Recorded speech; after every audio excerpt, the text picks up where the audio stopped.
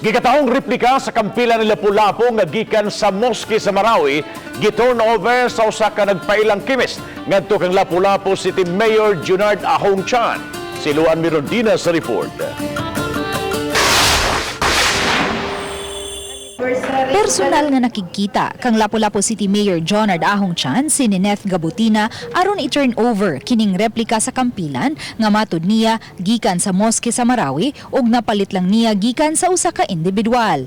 Dala usab niya ang suwat alang kang Presidente Rodrigo Duterte nga mauuntay buot niyang hatagan sa kampilan. Gipasabot ni Nineth nga inay ihatag niya kini ngadto sa taga National Historical Commission sa Kauluhan, mas maayong dinhi na lang kini sa Lapu-Lapu.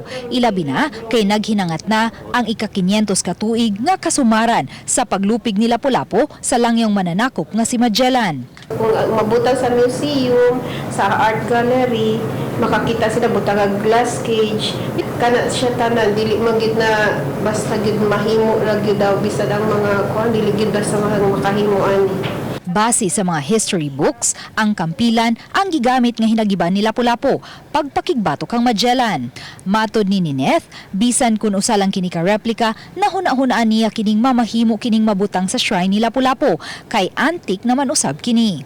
Ato sa ipa-check no kung ang kampilan nga gihatod sa atong opisina is genuine ba or dili no. Tungod gumikan kay ihamang paulian ang maong kantidad sa maong kampilan, wala man ay problema kay we have the budget from our tourism no, naman tayo budget ana. So ang ato lang ipasusi lang sa nato. Uban ni June Solon, Luan Mirondina, Balitang Bisdak.